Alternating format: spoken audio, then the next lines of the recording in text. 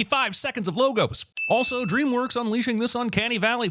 No, the CGI nightmare demon fishing for the souls of younglings. The fact that someone thought it was okay to have a race course next to this clearly residential area, or vice versa, might be the most unbelievable part of this movie about a snail racing in the Indy 500. This TV should have way more slime trails and would be crustier than a college freshman special sock. Who made this tiny robe for a snail? And why the f did they give it sleeves? And if it came from a doll, show me the naked Creed figurine as proof, you cowards! Yes! 17 minutes!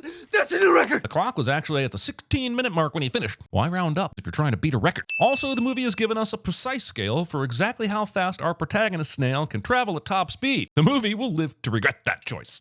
How could anyone not see the appeal of watching a bunch of cars drive around in circles for hours on end? Chet would be mollusksulent at CinemaSins. And so begins another wonderful work week at the plant. It appears puns will be the comedic currency of choice for this movie. And while that's a step up from fart jokes, I shall not be investing. This kettle going off signals the start of their workday, but what if there's no coffee that morning? What if it's 10 minutes early or 10 minutes late? Why can't the snails just invent watches, damn it? All right, people, we got a lot of tomatoes to harvest today. Whoever's growing this tomato plant clearly doesn't give a single f about the massive infestation of snails who have been around long enough to establish a workflow and health and safety regulations. Look at her. Nice curves. Oh, you are one giant, juicy temptress. Blaming internet porn for the over-sexualization of our young people when DreamWorks is out there doing it in broad daylight. Here we go. Takes multiple squashings and a variety of contraptions before Theo tries the wild plan of just not being in the way of the tomato. And it looks like the winner is...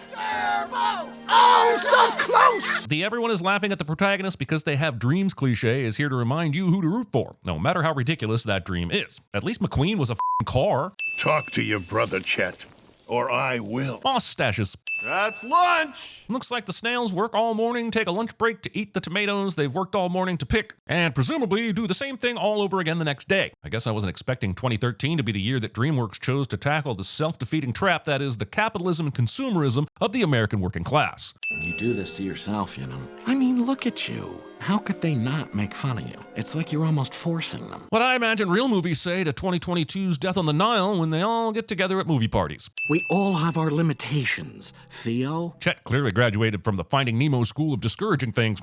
Second roll! Can't talk. I can't talk. This sudden and completely out-of-pocket fat-shaming gag. Sponsored by Adrenaline. That tastes awesome! Most energy drinks have a relatively high salt content, and I will only rescind this sin if the next scene is Theo rapidly and graphically dehydrating from the inside out. Well, what really separates the racers from the champions? Casting Bill Hader and then having him voice a French-Canadian character that completely masks the fact that you cast Bill Hader. Also, there is no reason for him to be speaking down into the camera like this, as if he knows he's motivating a tiny snail. Nothing special has happened to Theo yet, but he is still strong enough to knock this TV off the table and hold it up after it falls in a direct assault on multiple scientific disciplines. Whoa, whoa, whoa! Hit the brakes, people. It's Gardener Day. This grass doesn't look all that tall, so Gardener Day is a presumably regular occurrence that doesn't include gardening, the actual gardening part of that yard that is swamped with snails. Hey, nothing ventured, nothing gained. That's a bad thing! I mean, it's a good saying, they just used it poorly. A better saying would be, a single tomato isn't worth getting chopped into a million pieces because it's just a f***ing tomato. Take a chance and risk it all, or play it safe and suffer defeat. Okay, but in this case, playing safe and suffer defeat is just going back home to the many other tomatoes, while victory is, well, a single extra tomato. You know, stakes matter almost as much as raw gumption. Assuming this mower is inherently evil and not just an unfortunate product of a system sanctioned by a snail-squashing society. I want you to picture your average snail, and then picture the monster snail it would have taken to leave this trail through a yard. Hey, remember when Theo said, We've been over this. I don't tuck and roll. liar? The odds of that truck blowing Theo, the snail who loves racing things, directly into a street race are not something I'm willing to suspend my disbelief for. Come on, faster! Not realizing that pulling a Dom Toretto will actually slow you down. Turns out the fundamentals of aerodynamics don't give two shits about family. This movie clearly takes place in an alternate universe where snails have been exposed to so many pesticides and herbicides that they have developed a survives this gene strong enough to resist a violent trip through the steaming hot guts of a speeding car and a subsequent infusion of nitrous oxide, I assume. Despite all the fancy biology graphics on screen, the movie does not contain a single second of science. Home. Snails apparently have a solid sense of direction, so I buy him getting home. But how long did this journey take? We know it takes him 17 minutes to travel 36 inches because the movie was naive enough to give us this exact scale. Which means if that truck and subsequent car race took him even half a mile away from his house, it would take him 12 goddamn days to get home at top speed. Oh, that's peculiar. I will graciously let the movie have the nitrous oxide causing super speed thing. The MCU does weirder shit. But why the would it give him headlights and later on a car alarm too? By this logic, we need to rewrite the history books to reflect that Mr. Ford actually discovered nitrous oxide, accidentally spilled it on a horse and cart, and the result was a fully functioning car as we know it. Welcome, everyone, to this monthly safety meeting. Gathering all the snails in one compact buffet location for the crows in the name of safety. The nitrous gave him a working radio too? God damn! They should have just had him be bitten by a radioactive car if they wanted this shit. We can't play it, but I feel like Snoop Dogg only agreed to do this movie so that Drop It Like It's Hot would get a bit of extra airplay 10 years after its release. It's impossible to say who got the worst end of that deal. Despite there being a nearly endless spectrum of colors and sounds to choose from, DreamWorks landed on a, let's say, supersonic effect that should have had them visited by a rightfully litigious hedgehog. But if you just let me explain. You're fired! They don't know about his powers yet, so how do they think Theo managed this? Do they think he pedaled it here at a speed fast enough to break this wall? Why wouldn't they assume the kid did it and Theo was an unwilling passenger? You don't understand. You're fired. You, plural. Gotta be something in the snail employee handbook about not being fired just because your brother is a up. I've defended you, covered for you, stood up for you, apologized for you, and this is what I get in return. Teaching young kids that doing the right thing should require a reward instead of, just doing the right thing. All I know is the other night, I'm standing above the 101. Snails who have no logical reason to be on the road knowing the specific names of roads. It was a rhetorical question! Looks like this random crow wanted to skip this argument as much as I did. Thanks, random crow. Either I'm high, watching the wrong movie, or goddamn, this Amityville sequel is weird. This must be my lucky day. You have no fucking clue just how lucky you are, my friend. You are one of 7 people in the world who race snails, and you just picked up the fastest goddamn snail in existence. And yes, I know there are only 7 of you out there. Animate me some shop front things, people. Opening hours, a no smoking sign, a hello, we're open sign that's completely pointless because it's still there even when the place is closed. Normal shop. Sudden snail Stockholm syndrome is sudden. Theo is immediately sympathetic to Tito just because people are laughing at him for finding a slow snail. This would be like getting kidnapped and then feeling sorry for your kidnapper when all their kidnapper buddies laugh at him for catching someone ugly. When tires steam like this, it's because they are literally burning rubber. So is Theo burning and evaporating the other side of his body? If so, why wasn't 2013 filled with kids running out of theaters to the sound of agonizing snail screams? I prefer turbo. Roll turbits. Also being able to pick any name you like and not choosing escargot. I don't know what crazy lab you escaped from, but you're amazing, little amigo. This is a very subdued reaction to discovering a superpowered snail. If this happened to me, I'm at least dropping a few F-bombs, clawing at my temples in a panic, and crying out to the gods for guidance. Normal shocked people The customers are gonna be lining up around the block. Come for the snail racing, stay for the chimichangas. I can think of few things I would want to look at less than snails while I'm eating, including snails. France. And I'm Bern. Sizzle, sizzle, Movie made the bold move of throwing out all known stereotyping conventions and characterizing the only female snail as the vaguely sexy one with no dialogue that isn't innuendo. In other unrelated news, my sarcasm meter might be stuck on really sarcastic and rather annoyed. They call me the White Shadow. The snail is beige. I'm fast, like a shadow. Yep, but shadows, they're not inherently fast. Damn it, Reynolds, not every character you play has to be a self-aware asshole, constantly nitpicking their reality. Gosh, stop ruining movie literacy with comical observations. You clearly got the skills to pay the bills. If snails had to pay bills, that is. You would be able to pay them. Yeah, bills. Samuel L. Jackson legitimately sounds bored. How do you make Samuel L. Jackson sound boring? Snails don't have money, otherwise we'd be able to pay the bills. Remember? But the whole point of that first joke is that they don't have bills to pay. Congrats, now you're not funny and inconsistent. They're flying through the sky to the tune of Jump Around by House of Pain, which is hot on the heels of What's New Pussycat by Tom Jones. And I just can't think of a better way of connecting with the kids of 2013 than this movie's soundtrack. Who's slowish now? Garden snail. Yeah, you sure showed him. He'll think twice the next time you're in this very specific situation that you had time to practice for and he didn't. Expecting people to buy tacos from a place advertising bananas. Can't get no better. Unless you make the bold choice of actually putting the fucking sauce in the taco, you monster. Goddamn, do you know how hard it'll be to scoop that tiny slither of condiment into my taco? At least we know why they don't have any customers. I'm probably late on mentioning this, but nobody seems to be concerned that these snails have teeth. We need to think big, little amigo. I'm talking commercials, talk shows, county fairs, flea markets. How is he not started by calling the news? Think of all the free publicity and all the potential news position I could have sent. Holy shit, $3 for chips and salsa when your tacos are only $2.50 and $4.50 for a side of rice? They don't need extra football. They need a fucking business manager to sort out this ridiculous menu. I want to enter him in the Indy 500. A snail cannot race in a competition meant for cars. Is a thing that has to be explained in this movie. I've been doing a lot of research, and there's nothing in the rules that says a snail can't enter the race. The Air Bud defense rears its shaggy head. Also, Tito must have missed the rule that says there is an expectation that any team wishing to enter the Indy 500 has to have a car that meets certain size and weight specifications, and an engine from Honda or Chevrolet, all of which I'm pretty sure this checks nose snail does not have. You want to invest our entire life savings in a snail. Throwing incredulous shade when you're the man keeping his life savings in a tortilla warmer.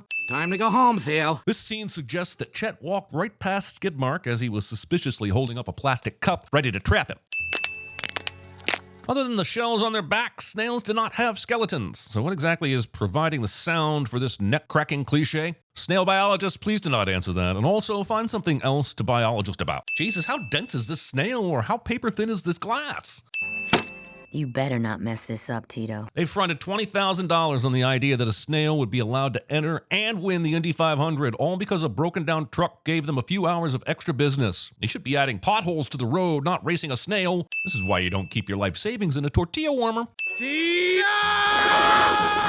No one appears to be concerned that 5 snails spelling out a word using the shadow of the moon is a clear sign of the impending apocalypse. Wait, why are regular people already here? Are they doing this the weekend of the race? Holy shit, that's insane! Even if a snail could enter the race, it would still have to go through a couple rounds of qualifying before the actual race. Wow, this movie about a turbocharged snail really doesn't give a flying f*** about realism.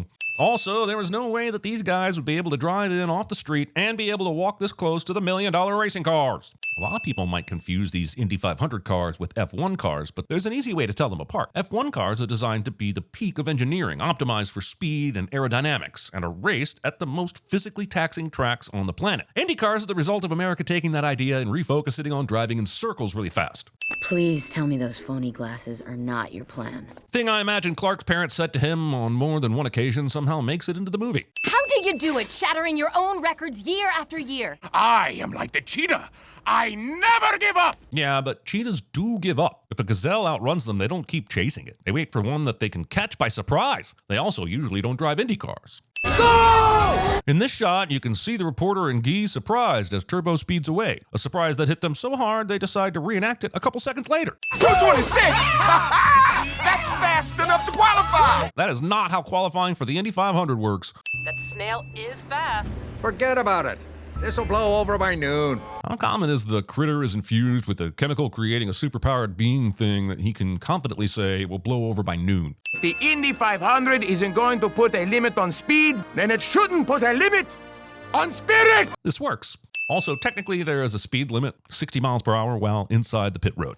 Your snail can compete in the Indianapolis 500. This might be the strangest thing Kurtwood Smith has ever been asked to say. And we're talking about a man who has acted alongside a robotic zombie cop and piloted a time machine to rescue a wife that he erased from reality. He ain't slow no more! That's for sure. Shut the door! Get on the floor. It took 3 brains to write this movie. It's gonna be a rough start to his morning when he opens that thing back up to find they all died of asphyxiation in what will quickly become a slug fart hotbox. Instead of one lawnmower, it'll be 32 giant, fire-breathing cars. I don't think Chet understands how the Indy 500 works. Although based on this movie, maybe I don't either. Also, just going to add a sin here for the poor 33rd car who got bumped out of the race because of a f***ing snail. You're not a car. You're a snail. Here's a thing that has to be explained in this movie. I will not stand by and watch the only brother I've got. Skip! I've never talked to a snail before. But it's time to establish that I'm the real villain of the movie, so I figured, what the hell, right? So small, so amusing. Hey now, it's statistically above average. Well, sorry, sudden college girlfriend flashback. This is no longer just a race. This is the day you'll be telling your grandchildren about. Assuming they can understand you through the sobbing and heaving realization that the best story to come out of your life is that time you watched a snail race in the Indy 500. Are you a boy or a girl? Why is this confusing? I'm not a girl! DreamWorks deciding that the snail gendering confusion running gag was just a piece of hilarity they couldn't pass up. No matter how big the ego, this would never be allowed on the starting line. Or this. Here you go, little snail. Now you've got the best seat in the house. The coincidences in this movie are insane. Chet decides to stay behind rather than watch the race, but is picked up by a kid who decides to trap him and force him to watch the race. A big reason for the Starlight Mall crew to want to do this Indy 500 thing is for the advertising exposure. So it's a shame that their best source of advertising is on a shell so small that not a single soul will see it. I can't believe that they don't have a single person manning the taco truck at the Indy 500. I don't think they even brought food with them. Turbo suddenly looks very concerned, and I wonder if he's noticing that this man in the crowd has been repeated here, here, and here. One thing this movie does really well is show us how boring the Indy 500 is. I'm tempted to give a sin removal for this pit stop being an accurate representation and length of an Indy 500 pit stop. Sadly, it's immediately followed by Turbo's pit stop, which takes a full 53 seconds and should have been long enough to trash any team's hopes of winning the race. Also, there's no f***ing way that he's rejoining the pack after that pit stop unless they've all lapped him. The announcers never mention anything about him needing to unlap himself. They make out like he had a full minute lead and is just rejoining in the middle of the action. I don't believe it! Turbo just went under a car! Which was extremely dangerous and seemingly unnecessary, since the cars that were blocking his way seemed to have disappeared entirely. Pretty sure like not having to obey the laws of physics is precisely why snails aren't allowed in the Indy 500. As a rule, the Indy 500 is a non-contact event, and only unavoidable contact is allowed. Snail disqualified. Movie over. Whenever a car crashes during the race is halted and medical personnel are sent out. Then the race may be postponed or stopped altogether. Or, I guess, if a snail's in the race, all the officials say, "F it," and anything goes. We got this far. It's good enough. Realistically, Turbo got his wish to race against his idol, and all of your businesses got some much-needed publicity. So yeah, why not stop here before more ridiculous things happen, like a foot race between a man and a regular speed snail? Jumping while moving at these speeds would cause you to slow down so much that Turbo should be in last place again. He isn't even jumping forward here either, he's jumping sideways. Turbo manages to slip through these two-lapped cars, which is something Guy's car cannot do. Again, it's almost like being a completely different size or some kind of advantage that wouldn't be allowed. Turbo survives this. Unbelievable! The race is back on! The race survives this? What now? There isn't a chance this race would be allowed to continue when most of the competitors are probably indistinguishable from a snail themselves right now. If the snail is allowed to enter the race without a car, I fail to see why Guy is compelled to finish with one. Also, remember that whole Theo racing 36 inches in 17 minutes thing? Well, the length of an Indy car is 200 inches, and these markers tell me that Turbo is slightly more than a car length away from the finishing line, which means that it would take him at least 80 minutes to win this race unpowered. Realistically, Guy had time to jump in his reserve car, wait for the track to be cleared, do a few practice laps, grab a taco, and still beat Turbo across the line. Free tacos for everybody! And that's how not to take advantage of publicity for your restaurant. Hello, Angelo. Let's get cooking. Giving AI the power of fire. That's all we have left, people. Discount Sid has apparently befriended the snails he was once murdering and has brought them new costumes, completing one of the most unearned villain turns good character arc since a certain Dark Lord did a sudden emperor murder. See you in the comments, nerds. God damn it, is this truck ever going to sell tacos? I can't get out. I want to pour salt on this movie, put it in a microwave for 5 minutes, and make every other snail-based movie clean up the unrecognizable entrails while Marcel the Shell with shoes on laughs in its dumb f***ing face.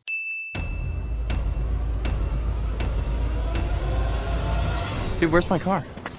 Where's your car, dude? Dude, where's my car? Where's your car, dude? Hey, when you were just a rookie starting out in the Indy Lights, did you ever dream that you'd be standing here today? Well, Dick, here's the deal. I'm the best there is, plain and simple. I mean, I wake up in the morning, I piss excellence. Simba, you've forgotten me. Welcome, everyone, to this monthly safety meeting. Could have done without that. I'm so sorry. Hardy, I have known you since you were a boy, so I think I have the requisite experience and insight to aver that you are and always have been penis cancer in human form. Sir, give my snail a shot. Can you fly, Bobby? My name is Jean Girard, and I am a racing car driver just like you. Stay here. I'll be right back. I'm in a glass case of emotion. Describe what Marcellus Wallace looks like. He's bald. Does he look like a bitch? What? Ta-da! Feed me Seymour. Oh my God, they're racing each other on foot.